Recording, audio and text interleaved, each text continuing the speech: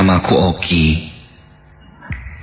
Aku bekerja di satu kampus di daerah Setiabudi, Bandung. Aku bekerja sebagai seorang office boy.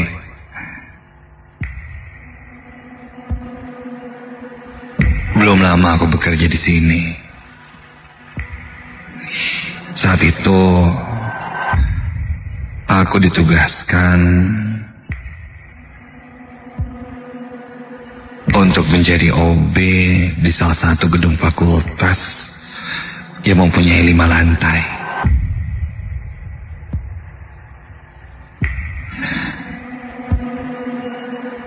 Aku ingin berbagi pengalamanku yang terjadi 1 tahun yang lalu. Ketika itu, aku mendapatkan bagian shift malam. Aku tidak sendiri. Kebetulan aku berdua bersama temanku bernama Nandi. Harusnya sih seperti itu. Namun ketika aku sampai di gedung itu, Nandi tidak kulihat batang hidungnya. Setelah aku coba menghubunginya, ternyata dia izin tidak masuk kerja. Katanya sakit. Terpaksa malam itu aku harus bekerja sendirian.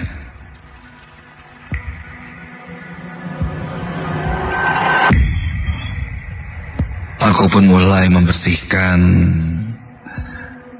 gedung itu, dimulai dari lantai 5.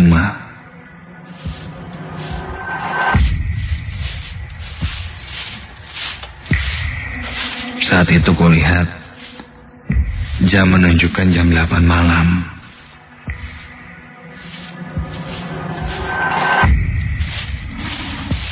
Kelas kulihat sudah kosong.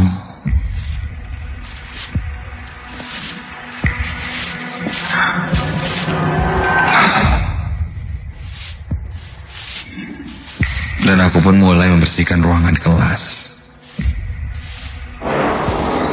Sesekali kadang ku dengar suara ada orang yang tertawa dari lantai bawah. Karena memang beberapa mahasiswa masih sering menongkrong. Tapi lambat laun suara itu pun hilang. Semakin malam, gedung ini semakin sepi, hening, seperti kuburan.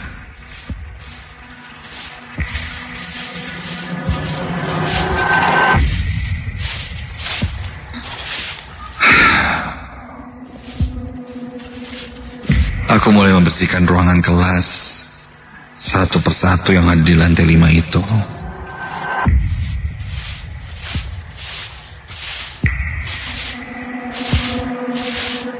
Suara langkah kakiku ataupun ketika aku menggeser meja terdengar menyeruak di seluruh ruangan.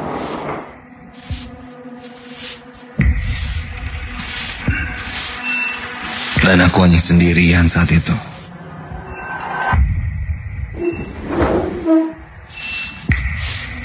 Tidak ada perasaan aneh sama sekali.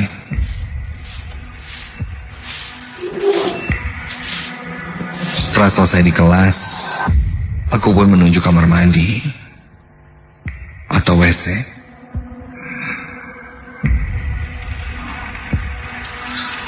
Belum aku masuk ke dalam WC laki-laki,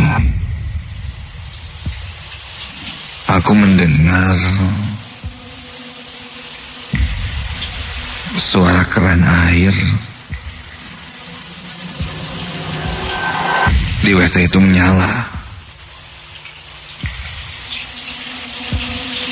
menyala dengan keras. Sampai-sampai suaranya menggema dan bergemuruh di seisi ruangan itu.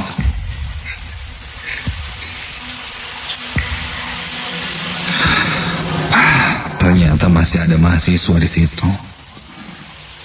Aku pun masuk ke dalam WC itu. Dan ketika kulihat dengan seksama di dalam WC itu, semua pintu biliknya terbuka semua. Dan keran itu masih terdengar menyala.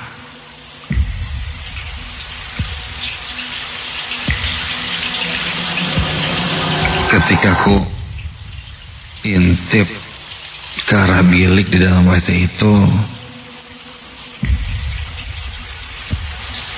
tidak ada siapa-siapa.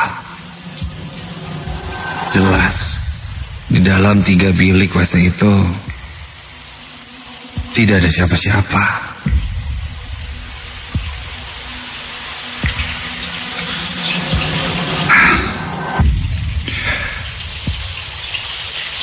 Aku tidak berpikir yang aneh-aneh. Ya mungkin memang ada yang lupa mematikan keran airnya. Dan aku pun baru sadar dengan suara itu. Tanpa pikir panjang, aku pun langsung mematikan air keran itu. Begitu air keran ini dimatikan, tiba-tiba saja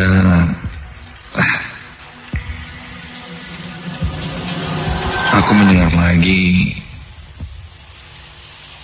ada suara keran air yang menyala dengan sendirinya. Kali ini tidak di ruangan ini.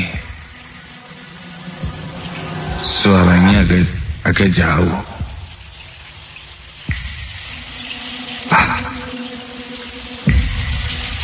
Sepertinya suara ini berasal dari WC perempuan yang berada tepat di seberang WC laki-laki ini.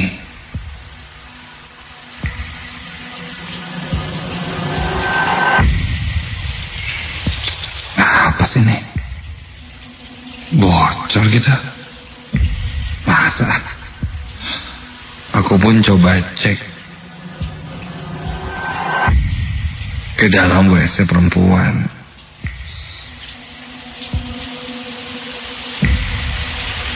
Permisi, cleaning service.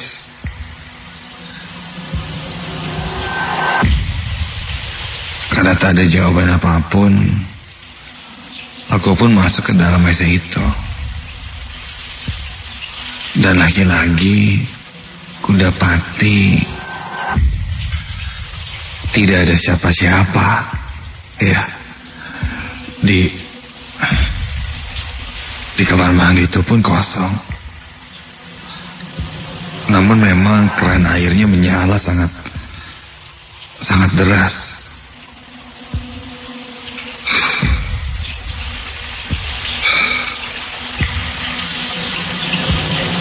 Di sana bulu kuduku berdiri, merinding. Aku segera mematikan keran air di kamar mandi itu. Lalu tanpa pikir panjang, aku langsung keluar dari WC perempuan itu. Aku pun mengumpulkan keberanianku untuk lanjut membereskan lantai 5 itu. Sampai ketika aku sadar, ketika aku berjalan di koridor atau lorong menuju lift, di lorong itu aku melihat ada seorang perempuan yang sedang berdiri dan tangannya terlihat memegang buku. Apa mungkin masih ada kelas ya? Kulihat perempuan itu berambut panjang sepunggung, memakai baju berwarna putih dan memakai celana jeans. Ya seperti layaknya anak-anak kampus biasa. Penasaran, aku pun bertanya padanya. Maaf teh, apa ada jadwal kelas lagi? Dia hanya mengangguk dengan sangat pelan dan tanpa melihat ke arahku.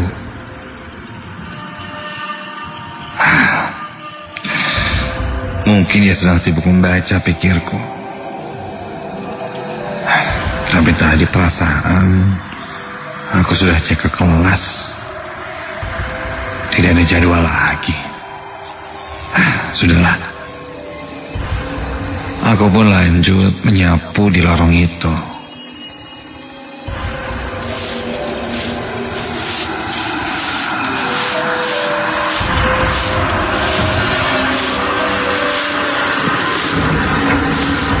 Belum sampai 1 menit, aku membersihkan lorong itu ketika aku tengok ke belakang.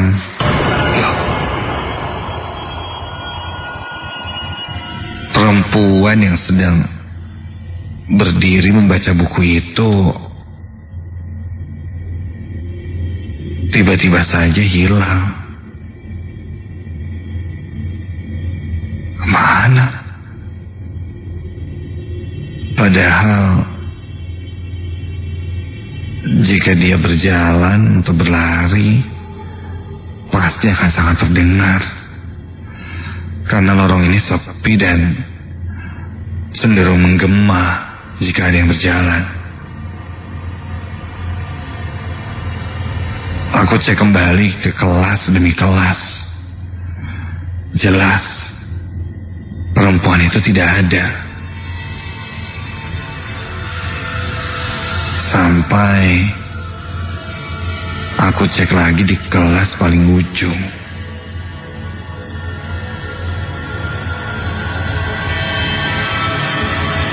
Di kelas paling ujung itu ada satu balkon. Aku merasa ada yang berdiri di balkon itu, menghadap keluar,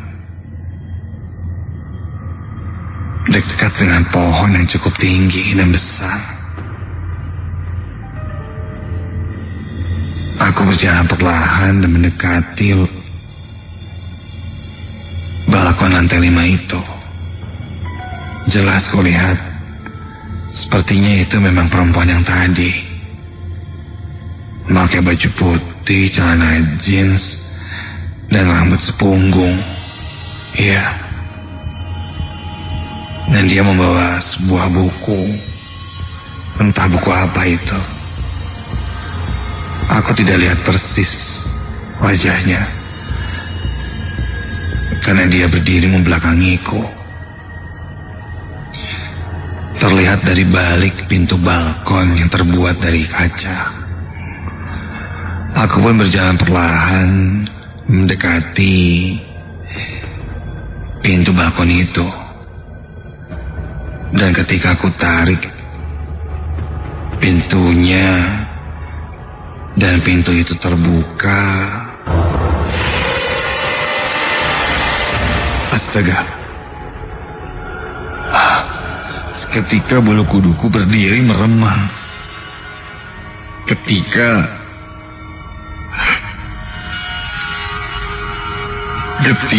yang kulihat di balkon itu,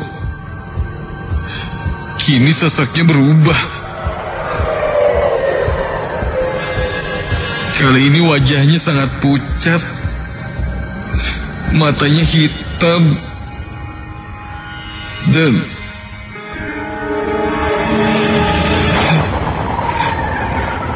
dia cekikikan sangat menakutkan. Di depanku kini berdiri sosok kuntilanak.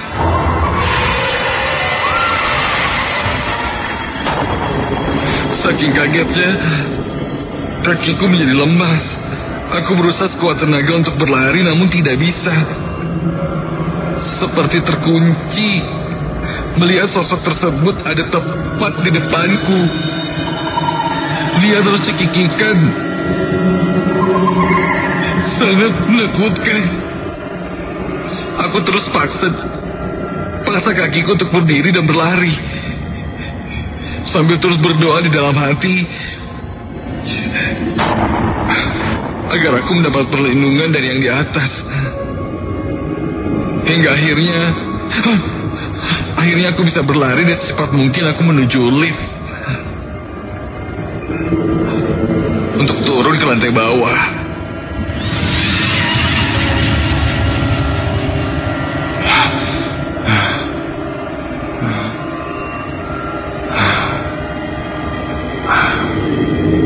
Sampai di bawah, perasaanku sudah mulai lega.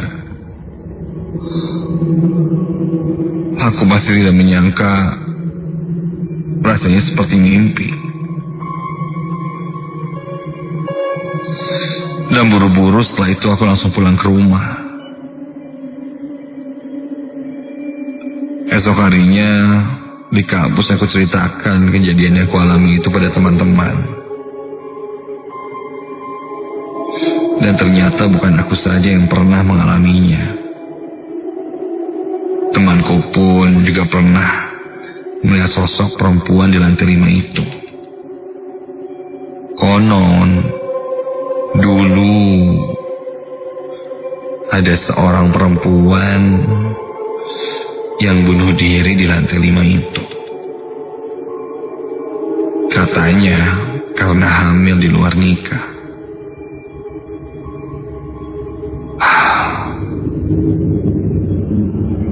Mendengar itu, bulu kuduku tak henti-hentinya berdiri. Mungkin yang kulihat itu adalah sosok perempuan yang pernah bunuh diri di lantai 5 itu.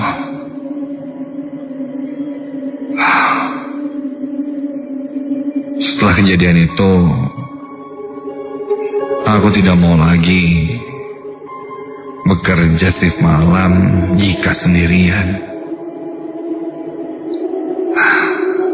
Itu tadi kisah nyataku, tanpa rekayasa sedikit pun.